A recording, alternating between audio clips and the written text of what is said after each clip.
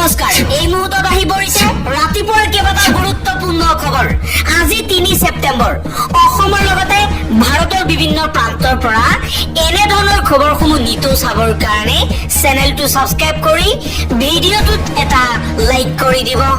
মাদানীৰ অসম ভ্ৰমণক লৈ মুখ্যমন্ত্ৰী হিমন্ত বিশ্ব শৰ্মাৰ বিৰুদ্ধে মহা বিস্ফোৰণ। অসম জাতীয় পৰিষদৰ সভাপতি লুৰিণজ্যোতি গগৈৰ মাদানীৰ সৈতে সম্পৰ্ক আছে মুখ্যমন্ত্ৰী হিমন্ত বিশ্ব শৰ্মাৰ। বিজেপিৰ এজেণ্ট হৈ কাম কৰি আছে মাদানীয়ে। মাদানীক সেইকাৰণে গ্ৰেপ্তাৰ কৰা নাই মুখ্যমন্ত্ৰী হিমন্ত বিশ্ব শৰ্মাই। যদি সৎ সাহস আছে তেন্তে মাদানীক গ্ৰেপ্তাৰ কৰক মুখ্যমন্ত্ৰী হিমন্ত বিশ্ব শৰ্মাই। হিমন্ত বিশ্ব শৰ্মাই আমদানি কৰিছে মাদানীক। মুখ্যমন্ত্ৰী হিমন্ত বিশ্ব শৰ্মাৰ এজেণ্ট হৈছে জমিয়তৰ মেহমুদ মাদানী। মুখ্যমন্ত্ৰীৰ বিৰুদ্ধে মহা বিস্ফোৰণ লুৰিণজ্যোতিৰ। আজমলৰ জৰিয়তে মাদানীক আমদানি কৰিছে হিমন্ত বিশ্ব শৰ্মাই অসমলৈ। ৰাজনৈতিক উদ্দেশ্যৰে মেহমুদ মাদানী আঁকিছে অসমলৈ। মুখ্যমন্ত্ৰী হিমন্ত বিশ্ব শৰ্মাৰ নিৰ্দেশত মাদানী আঁকিছে অসমত। মাদানীক ব্যৱহাৰ কৰি ২৬ৰ ৰাজনৈতিক বৈতৰণি পাৰ হ'ব বিচাৰিছে মুখ্যমন্ত্ৰী হিমন্ত বিশ্ব শৰ্মাই। অসমলৈ আঁকি সাম্প্ৰদায়িকতাৰ পৰিৱেশ সৃষ্টি কৰিবলৈ উঠি পৰি লাগিছে মাদানী। মাদানীৰ জৰিয়তে অসমত সাম্প্ৰদায়িকতাৰ বিষবাষ্প বিয়পাব বিচাৰিছে মুখ্যমন্ত্ৰী হিমন্ত বিশ্ব শৰ্মাই। মেহমুদ মাদানীৰ সৈতে সম্পৰ্ক আছে মুখ্যমন্ত্ৰী হিমন্ত বিশ্ব শৰ্মা আৰু বদৰুদ্দিন আজমলৰ। মাদানীক শীঘ্ৰেই কৰায়ত্ব কৰাৰ দাবী অসম জাতীয় পৰিষদৰ সভাপতি লুৰিণজ্যোতি গগৈৰ। মুখ্যমন্ত্ৰী হিমন্ত বিশ্ব শৰ্মাৰ এজেণ্ট হৈছে মাদানী। যদি মুখ্যমন্ত্ৰী হিমন্ত বিশ্ব শৰ্মাৰ সৎ সাহস আছে তেন্তে মাদানীক এতিয়াই গ্ৰেপ্তাৰ কৰি দেখুৱাওক। আৰু মাদানীৰ অসম ভ্ৰমণক লৈ এইদৰে মহা বিস্ফোৰণ ঘটালে লুৰিণজ্যোতি গগৈয়ে। পৰৱৰ্তী খবৰ, মাদানীক জেলত ভৰাম বুলি মন্তব্য কৰাৰ পিছতেই মুখ্যমন্ত্ৰী হিমন্ত বিশ্ব শৰ্মাৰ বিৰুদ্ধে সৰব হৈ পৰিছে AIUDF। মাদানী অসমলৈ আহিলে মুখ্যমন্ত্ৰী হিমন্ত বিশ্ব শৰ্মাই ইমান জ্বলে কিয়? মাদানী অসমলৈ লাখ লাখ বাৰ আহিব, কি আপত্তি আছে? মাদানীক লৈ ইমান জ্বলিছে কিয় মুখ্যমন্ত্ৰী হিমন্ত বিশ্ব শৰ্মা? হিমন্ত বিশ্ব শৰ্মাৰ বুঢ়া আঙুলিত বিষ আছে।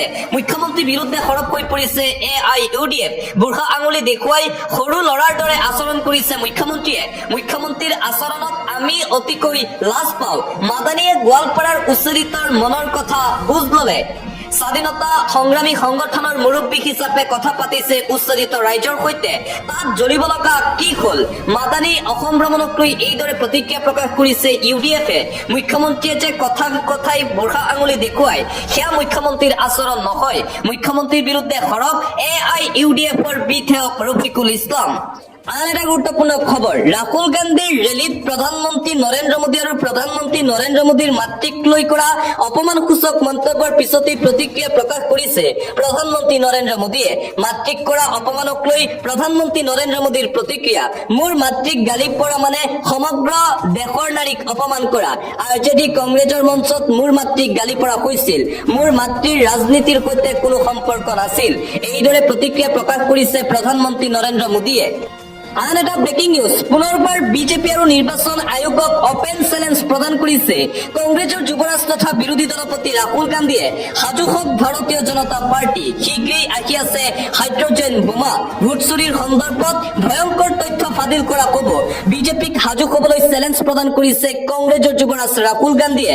অতি শীঘ্ৰেই হাইড্ৰজেন বোমা আহিব বুলি হুংকাৰ প্ৰদান কৰিছে ৰাহুল গান্ধীয়ে। বিজেপিৰ বিৰুদ্ধে ভোট চুৰিৰ অভিযোগ উত্থাপন কৰাৰ পিছত আন এক ভয়ংকৰ তথ্য ফাদিল কৰিব বুলি ঘোষণা ৰাহুল গান্ধীৰ।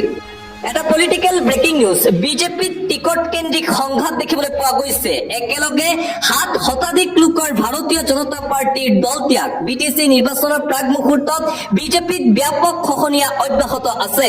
টিকট কেন্দ্ৰিক সংঘাতৰ বাবে দলে বলে বিজেপি ত্যাগ কৰিছে শ শ নেতা কৰ্মীয়ে। 7 শতাধিক লোকে একেলগে ত্যাগ কৰিছে বিজেপিৰ দল। বিজেপিত মুখম আঘাত। প্ৰাৰ্থী তালিকা প্ৰকাশৰ পিছতেই দলীয় নেতাৰ মাজত এতিয়া অসন্তুষ্টি দেখিবলৈ পোৱা গৈছে। ননৈ চেৰফাং সমষ্টিত বিজয় বৈশ্যক টিকট নিদিয়াক লৈ ক্ষোভিত হৈ পৰিছে সমৰ্থক।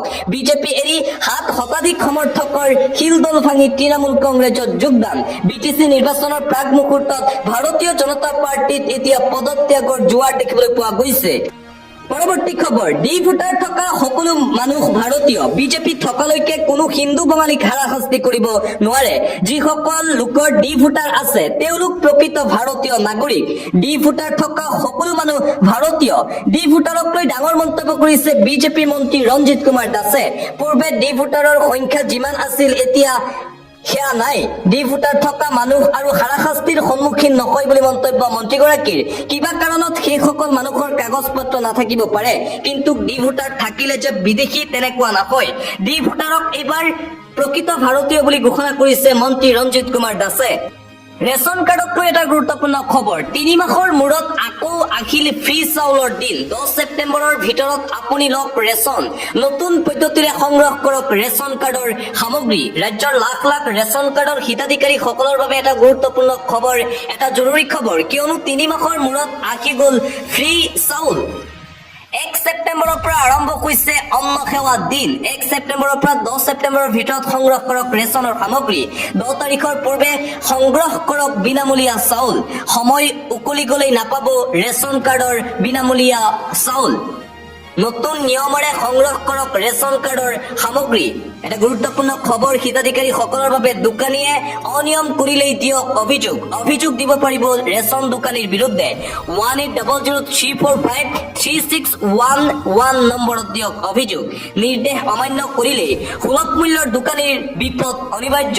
অনিয়ম কৰিলে জেল পৰ্যন্ত যাব লাগিব ৰেচনৰ দোকানী। এটা ব্ৰেকিং নিউজ। ৰাজ্যত চাঞ্চল্যকৰ ঘটনা সংঘটিত হৈছে। দিব্যাংগ যুৱতীৰ সৈতে জঘন্য কাণ্ড। দিব্যাংগ যুৱতীৰ সৈতে ঘৃণনীয় কাণ্ড 70 বছৰীয়া যোগেন দাসৰ। দীৰ্ঘদিনে বিশেষভাৱে সক্ষম যুৱতীগৰাকীক নিৰ্যাতনৰ অভিযোগ উত্থাপন কৰা হৈছে। মৰিয়নিৰ বহলটিঙত সংঘটিত হৈছে ৰাজ্য জোকাৰি যোৱা এই জঘন্য কাণ্ড।